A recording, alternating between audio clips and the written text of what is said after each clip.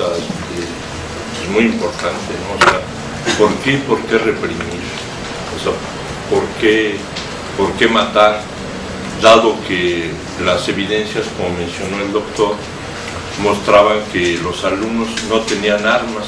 O sea, estaba ya la evidencia concreta, ¿verdad?, que no tenían armas los alumnos, que las únicas armas que utilizaban cuando atacaban, por ejemplo, el casco de Santo Tomás, eran bombas molotov, y el ejército intervenía con ametralladoras, rifles M1.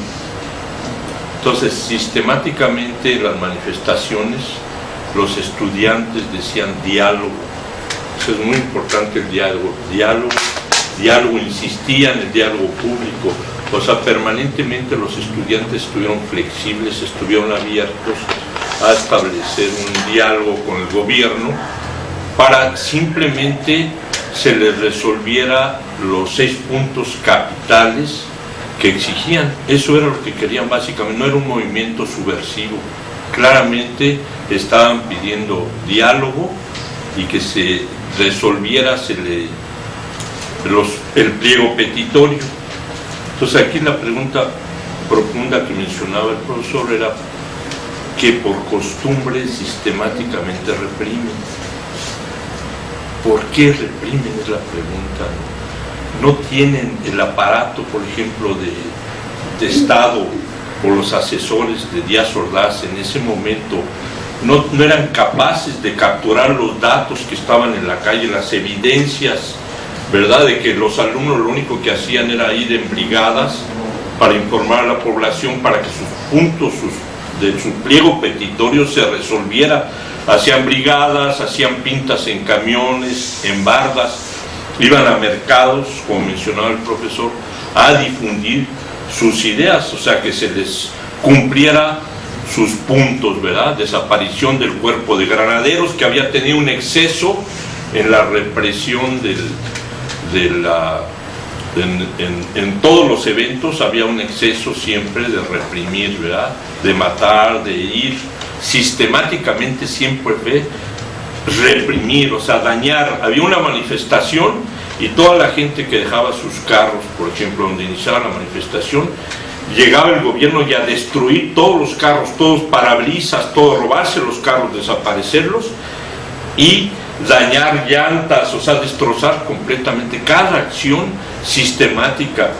Claro, algunas veces los estudiantes intervenían asaltando o tomando algunos camiones, ¿verdad?, o eventualmente quizás algún desmán en una tienda, pero el gobierno también utilizaba las pandillas que iban a estos lugares, saqueaban tiendas, rompían vitrinas y se les atribuía a los estudiantes estos hechos, ¿no?, cuando tácitamente estaba demostrado que eran pandillas organizadas del mismo gobierno que llegaban a cabo estos actos. Obviamente los estudiantes causaban molestias a la población, dado que gente que iba a trabajar no había transporte porque los alumnos lo tomaron, o gente que tenía su pequeño comercio que tenía que cerrar más temprano porque iba a haber manifestaciones, o sea, pero era mínima gente la que estaba incorporando, o sea, la gran población de la gente, muchísima de la gente estaba apoyando el movimiento estudiantil. Estamos hablando que había manifestaciones, como dice el profesor, de 500,000 de personas, 600,000 personas participando. Si tenemos una población de 250,000 estudiantes, quiere decir, como mencionaba el profesor, que había un apoyo muy importante de gente de la comunidad, ¿verdad?, amas de casa, trabajadores, oficinistas. Regresando a la pregunta, ¿por qué reprimir? Es muy importante entender por qué tienen esa actitud que es totalmente absurda, ¿verdad? No tendrían un sistema, los asesores, el gobierno, que diga, básicamente utilizando la ciencia, no tienen arma los alumnos, están pidiendo concretamente estos puntos. ¿Por qué no negociamos? ¿Por qué no interaccionamos y avanza el país?